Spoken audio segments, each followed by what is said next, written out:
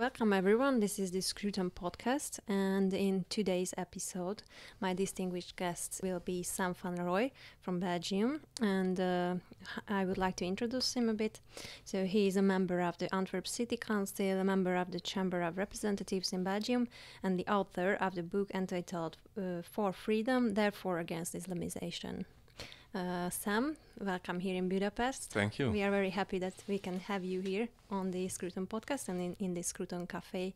So how was your day so far? Do you enjoy your time here in Budapest?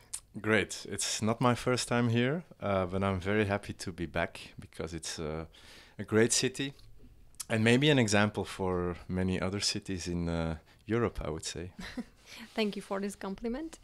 So first of all, I would like to tell everyone that tonight we will have a wonderful event entitled Lost Western Cities, and this will be a panel discussion organized by the Scruton Hub.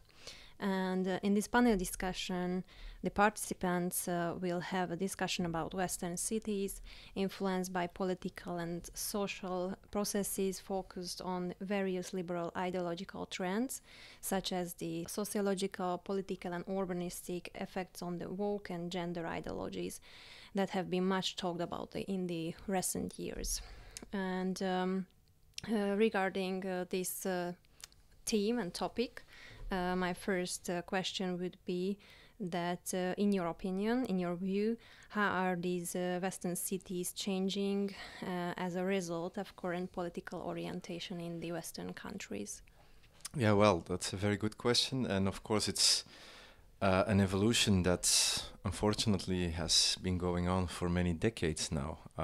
It started more or less in the 60s when the governments in the west of Europe, in cooperation often with, let's say, the companies, people who have companies and want cheap labor, they started opening our borders for mass migration.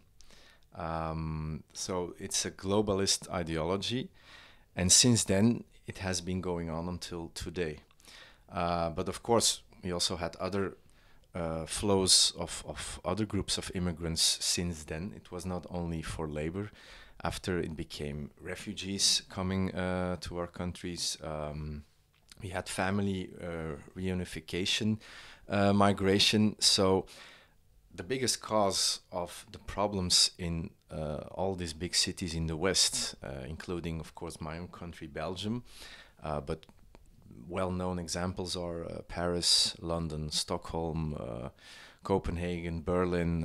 In my country, it's Antwerp and Brussels. In the Netherlands, it's Amsterdam, Rotterdam. The biggest cause of all the issues there are mass migration, coming mostly from people with a Muslim background, coming from Africa, coming from Middle Eastern countries. And of course, it's just common sense to realize that if you do that, if you import or allow mass numbers of people from this sort of countries to enter your country and to go to your cities, that will change your cities fundamentally in terms of culture, of course, in terms of values. So far it's not stopping, and the result is what I call in my latest book also the Islamization of our cities, which means that they become more and more like an Islamic country, like Syria, like Afghanistan, like Pakistan, like Turkey, you name all these countries. I mean, in Antwerp, where I live, we have almost 190 different nationalities, of which a lot from Muslim countries, and they all bring Islam with them. So it doesn't look European anymore, it doesn't look and feel Western anymore, and I think that's a huge problem because we don't exist anymore there. We are like tourists in our own country. I mean, like you said in the beginning, or you asked me about Budapest, I feel much more at home here in Budapest than in several neighborhoods in the city where I was born and grew up, Antwerp. And that says it all, doesn't it? Do you think that citizens and average people are aware about this problem, and do you think that it can be changed somehow or turned around? Well, that's a great question. Well, the first one, more and more people realize that this is a problem, but it's going too slow. And I would still say that not enough people realize it. I mean, I could put a number on it if you want. In Belgium, my party, we had like 24% with the last election. So that is all the people that realize it, right? But all the other people who voted, which is still a big majority, who voted for all the other parties, the traditional parties, the leftist parties, yeah, obviously they still don't realize it enough, or even worse, they are in favor of this rapid Islamization that is going on. And the reason that many people don't realize it enough is because they don't experience it themselves, I think. They see it maybe on the television or on the internet, but they don't live in such a neighborhood, and then they don't care enough. You know, they don't care for their own culture. They don't care enough for their own society. They think, maybe subconsciously, where I live, it's okay, so whatever. Then your second question was, yeah, how can we change it? Well, that's extremely difficult. First of all, what we should do is stop mass immigration from Muslim countries. I mean, that is the first thing we really need to do, because if we don't, the problem is only getting bigger. But of course, let's say that we could do that, then there are still these neighborhoods with 60, 70, 80% people with a Muslim background that are still Islamized. And for that, I have to be honest, I don't really have a solution, because we live in a democratic, free society with the rule of law. So you can only take measures within that framework.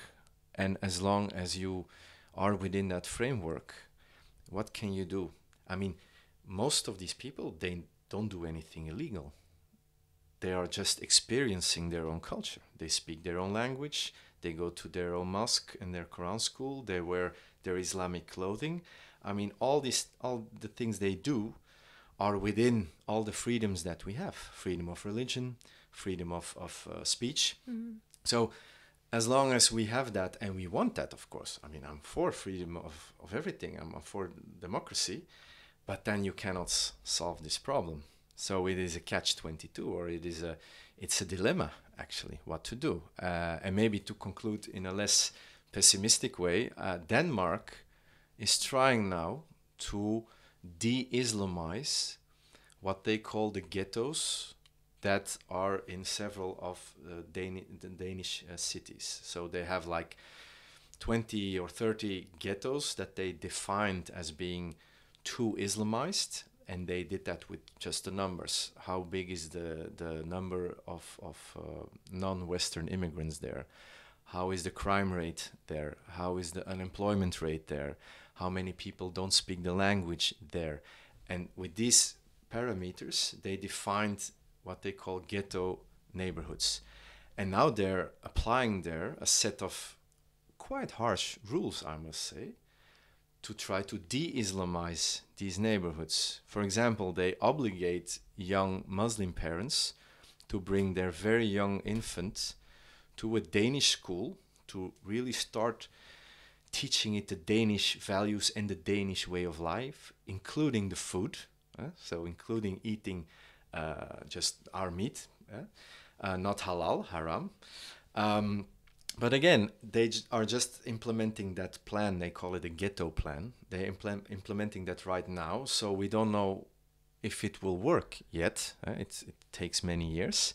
And to be really honest to you, I'm not that optimistic that it will work, because if you force people to do something, it often has the opposite effect. We know that. And people are attached to their culture, are attached to their religion, to their Islam in this case, are attached to their way of life. So that's the first thing. And the second thing, what I said earlier, I'm not in favor of doing such a thing with people. I think people should be free to live the way they want. But of course, if that is an Islamic way, then I don't want that in our countries, in Europe, and in our cities. And that's why stopping mass immigration remains number one priority, of course. Yeah, thank you. I would like to ask you about another one topic, which is the relation between Israel and Europe. And if I'm not wrong, as far as I know, you are a supporter of Israel and you like to talk about this topic as well. So I would like to ask you, how do you see the situation, what we could just witness in the last year about the pro-Palestine protesters in Europe, in the US, and recently what happened in Amsterdam, for example. Yeah. So how do you see this situation, and do you think it's connected to mass migration? Yeah, well, there's a lot to talk about. The Middle East is a big issue, always has been actually, not only with Israel, but we had, of course, this civil war in Syria, we have the Islamic Revolution, or we had the Islamic Revolution in Iran, and it's always very connected to here, since many people, many immigrants come from these countries or region. But let me just start with saying why I support Israel. Because it is fighting a war against jihadi terror there in the Middle East. It's exactly the same war we are fighting on our soil now. It's the same Salafists, it's the same Muslim fundamentalists, it's the same jihadi terror groups that also want to conquer and Islamize Europe.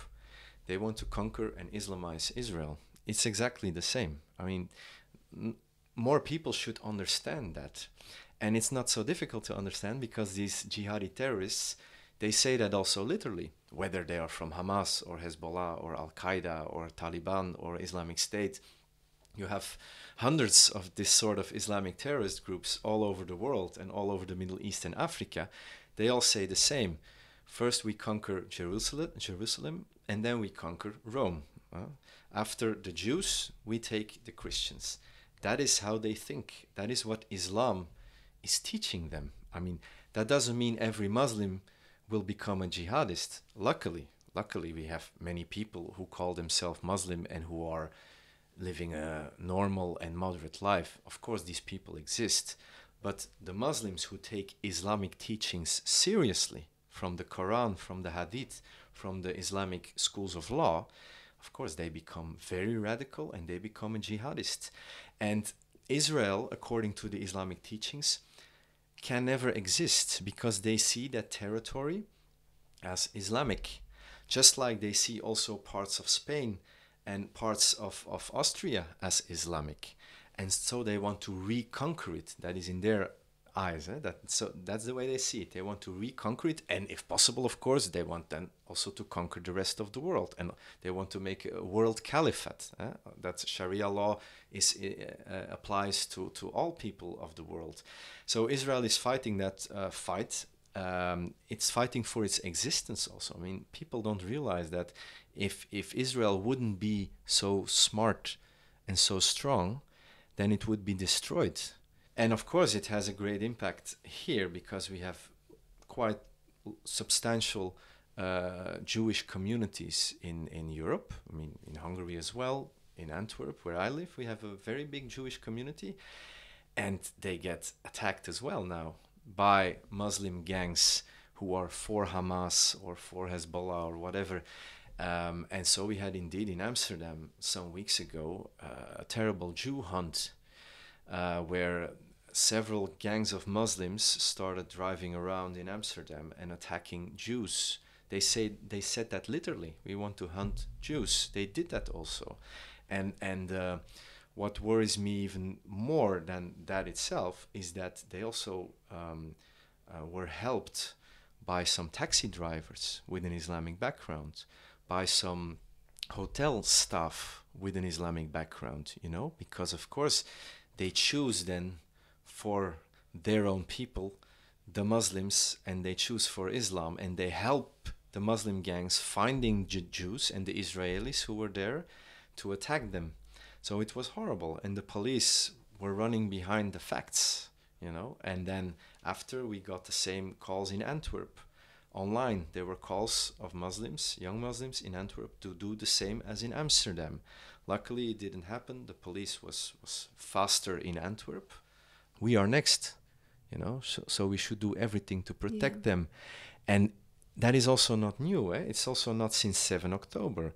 The Jewish people in Antwerp need protection already for decades. Their synagogues, their schools, their institutions, their monuments, their events always needs heavy police protection. That has been going on since the 70s and the 80s already, since mass migration started to come from the Muslim world. So the conflict has been imported also by the globalists, and that is, of course, a terrible thing. Do you think that it can cause that all these people who wouldn't choose to live this way, that maybe they will choose to live somewhere else? You mean the Jews? Yeah. Well, it's already happening. I mean, I know quite some Jews who left. Or also just citizens or Christians who wouldn't choose to live in danger, you know, and always in conflict. Yeah, definitely. It's been going on also for some time, and I think the group that we say they vote with their feet. That's our saying to explain that people first they leave their own neighborhood, then they leave their own city, and then they leave their own country because they don't feel safe anymore. But they don't feel at home anymore, because that's also maybe a good distinction to make. It's not all about jihadi terror attacks and gang violence. I mean, it's a huge problem, don't get me wrong. But mostly it's a feeling of not being home anymore, not being welcome anymore in your own neighborhood, in your own city. And of course, many people in Belgium, or quite some people in Belgium, when they get a certain age, they go somewhere else. Some go to Hungary, but of course, if they want a warmer climate, they go to the south. And they get replaced by immigrants. And that is a sad dynamic, of course, that more and more immigrants come in, especially from Middle East and Africa, and then the inhabitants, the original inhabitants, they leave, they run away. And how do you see the young generation in your neighborhood, in your country? Because I'm asking because, of course, the future is in the hand, always in the next generation's hands. And I would like to know about more about your young generation. Like, are they part of politics? Are they interested in these questions, or do you see any possibility that like a new generation will come, the young ones, and they will say that we would like to change this kind of phenomenon? Yeah, very good question. Well, first of all, I would like to say that there's quite a big difference, and I think it's the same in Hungary, between the young people that grew up in the city and the young people outside the city. Secondly, what we see is that the young people, of course, young people are always more radical because they're young. I mean, for me, that's not the case. I only become more radical. But anyway, many people are radical when they're young, and they tend to get less radical when they get older. And what you see now is a very big, let's say, polarization with the young people. You see, let's say, 30% that becomes very right-wing and, let's say, conservative. Then you have like 30% or a bit more, unfortunately, 40% that is very extremist leftist. And the group in the middle is disappearing, actually, gets smaller and smaller. That is what I see in the classrooms when I come there also to do political debate, for example, and what is also shown by research.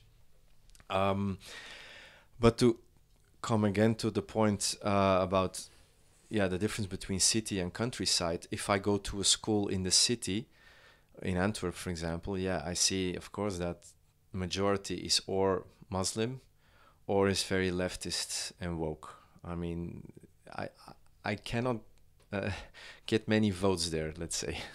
If I go to a school in the countryside, that's often the other way around. So, yeah, is that hopeful? I don't know actually. For again, you see that for the cities, I cannot really be that hopeful. Yesterday, I got a message from a friend of mine, and he has a little daughter, aged 6, going to a school in the city. And the girl came home with, I posted it on my Instagram. The girl came home with a story. Yeah, they say that Allah is the greatest and Jews are evil. 6 year old. 6 year old Belgian girl, non Muslim. And she hears that from the little kids, the Muslim kids in that school. Yeah, I mean, and he said, the friend of mine, the parent, he was very angry, and he said, yeah, I will take her away to another school. And I understand that because she's a minority there. But you see the dynamic. I mean, people pull their kids away there, and what remains is a school that is almost fully Islamized with that sort of hateful, terrible ideas. So again, for our cities, I'm not so optimistic. Um, but we could see and witness a big conservative revival in the United States because the right just won the election. And I don't know if you are familiar with the name Charlie Kirk, but Yes. they did a big, huge activist movement in the universities in the United States, and it just came to my mind that do you think it can be a good solution just to go to door and to universities, to educational centers, and just debate and speak to young people face to face, and let them know about the reality. I think that's always a good idea.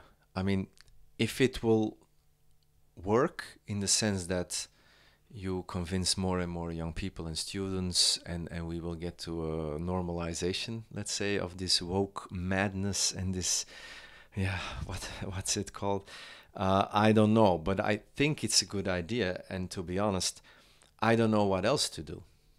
You know, I couldn't give an alternative.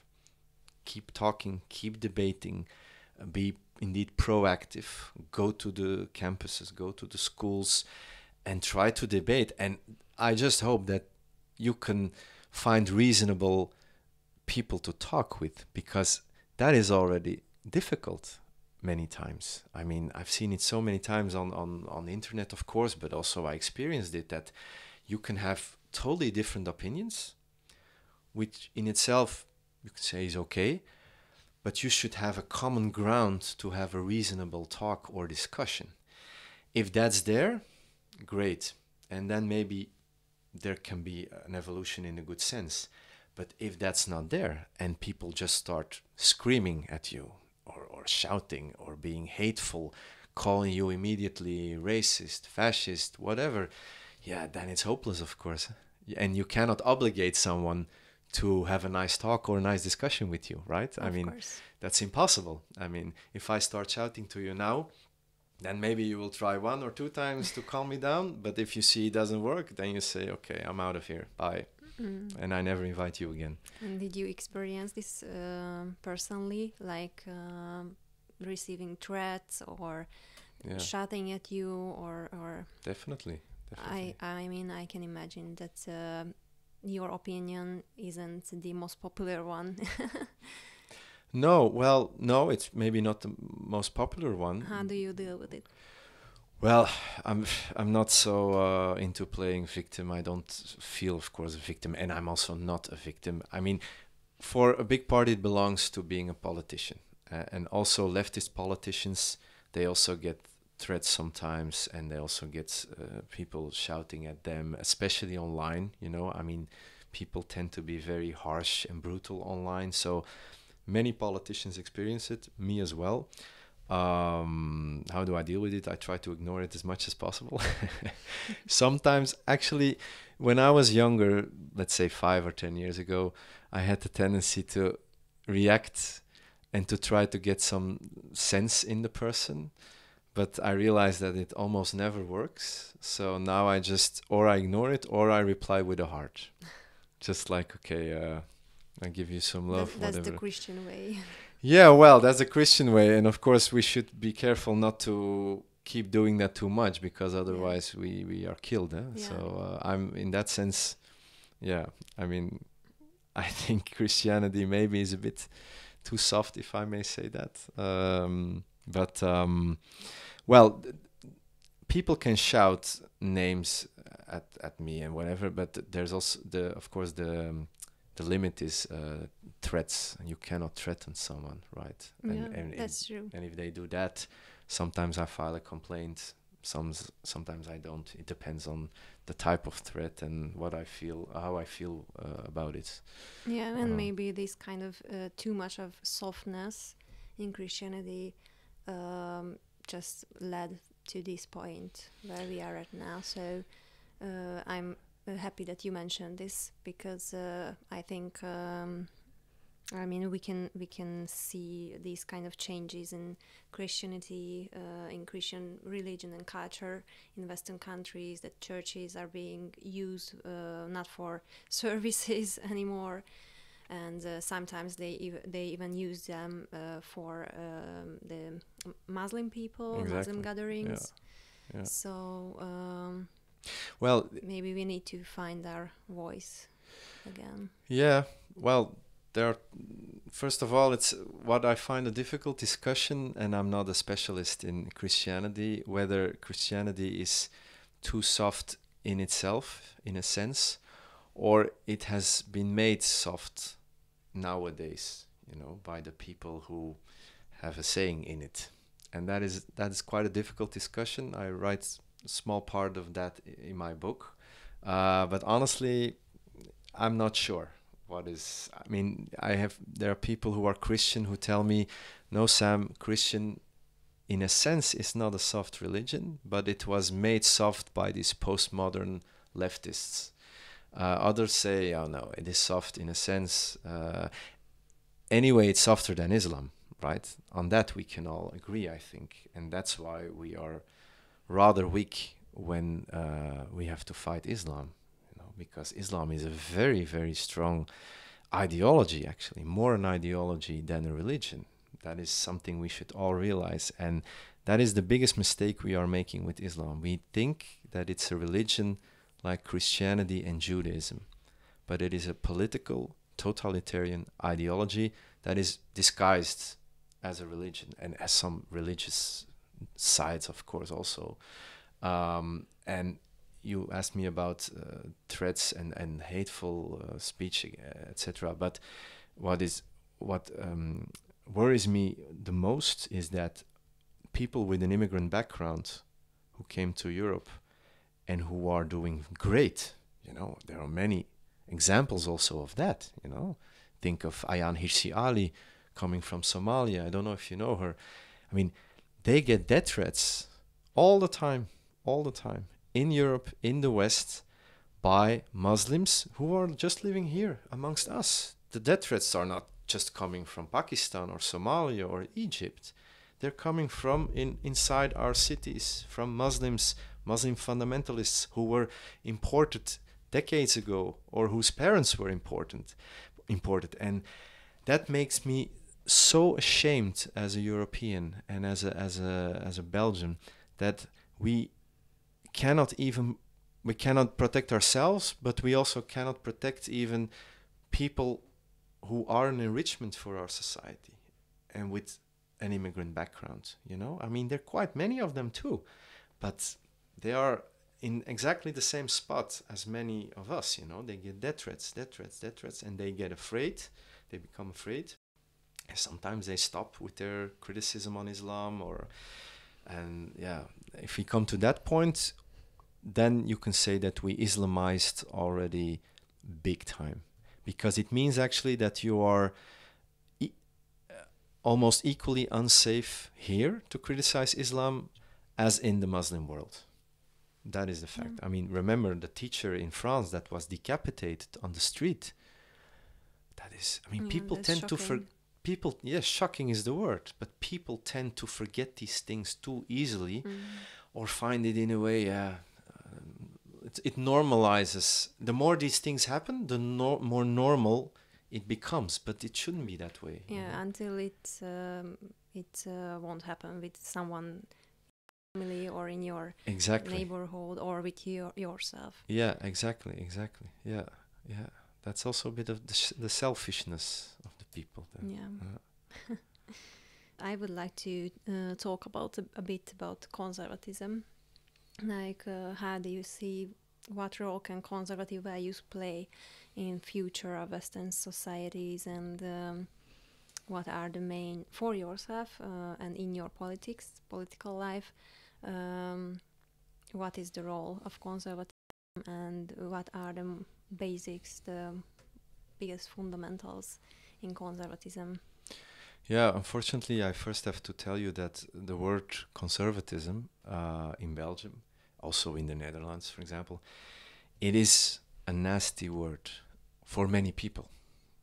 If you use that word or you say that you are conservative, then people look at you, or many people look at you, especially on the left side, of course, that you are a retard or something. And that is awful. How did we let this happen, I could say? Because progressiveness has become something holy, apparently. And if you say, well, I'm rather conservative and not progressive.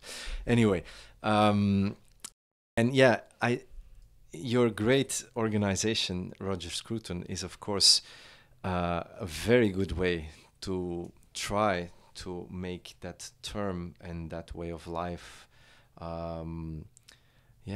acceptable again to start with. And of course we want it to be more than acceptable. We want it to be the way of life for our future. And what we say in my party, we call ourselves proudly a conservative party.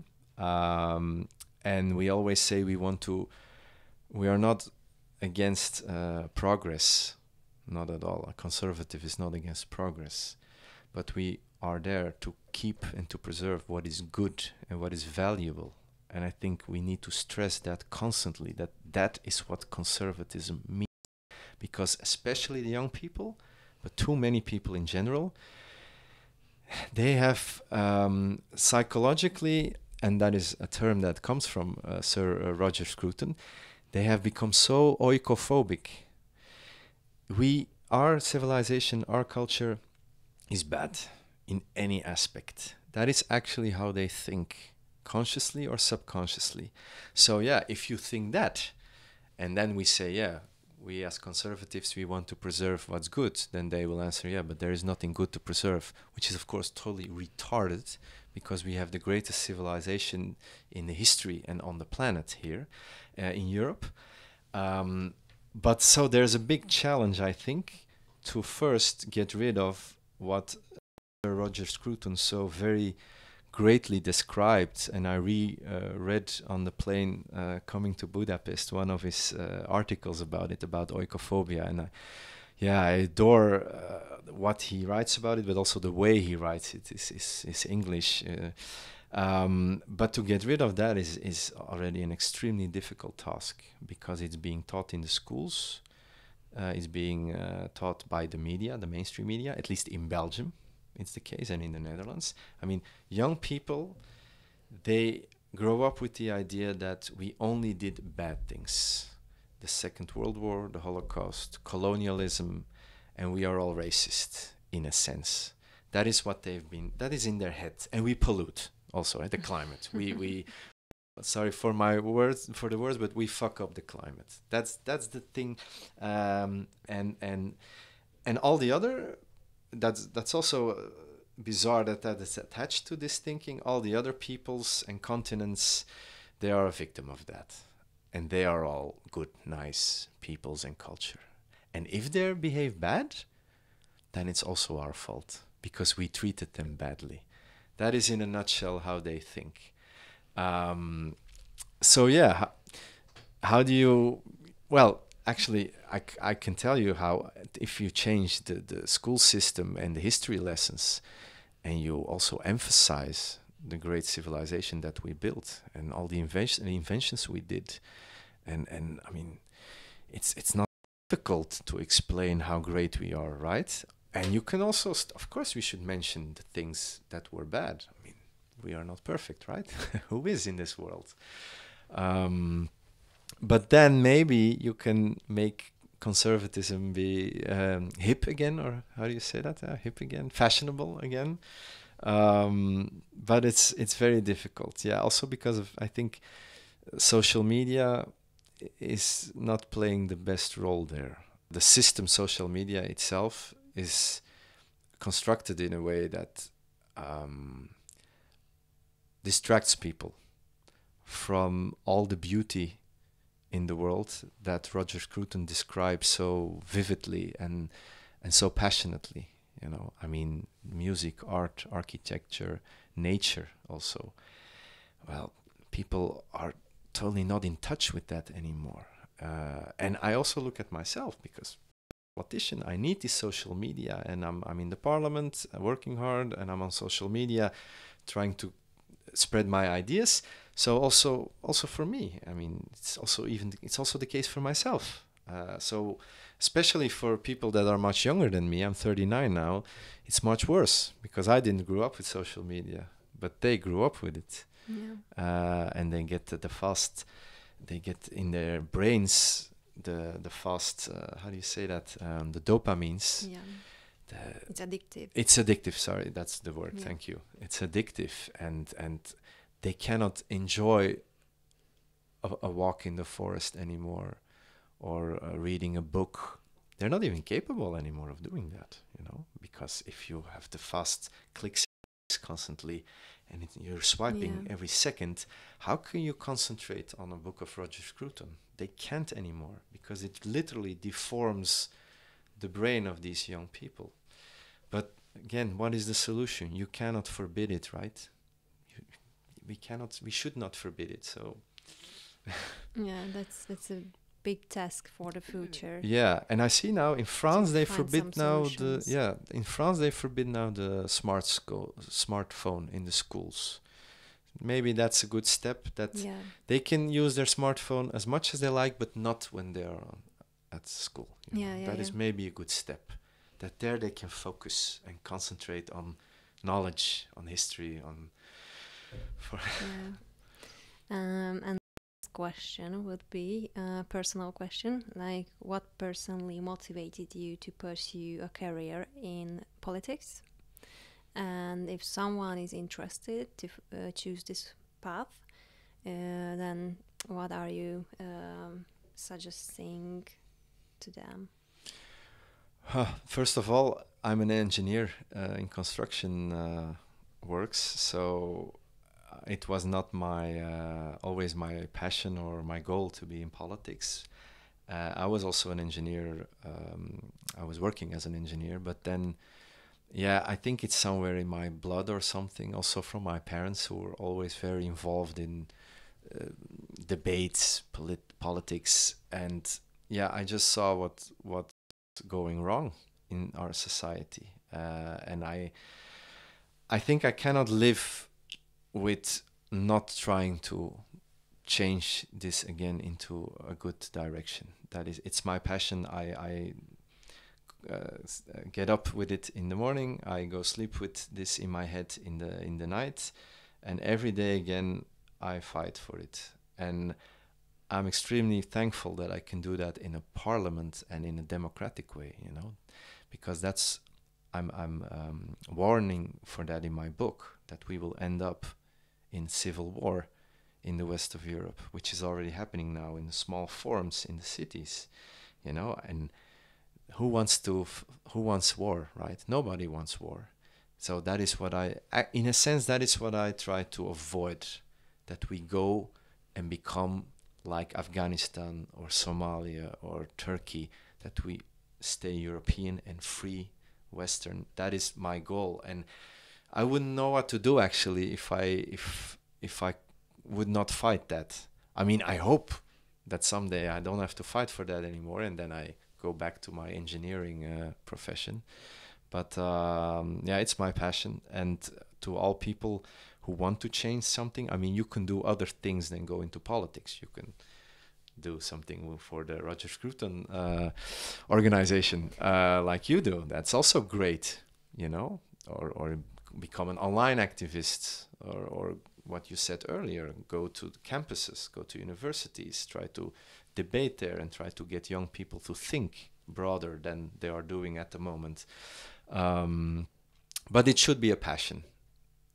That is, I think, everything in life that you really want to do good, you should do with passion, and otherwise, yeah, you will not do it good also. Voilà. Yeah, I think that was a beautiful last sentence. So, Sam, thank you so much for being here with us. Thank you for having me. Thank you for the discussion, and thank you everyone who listened.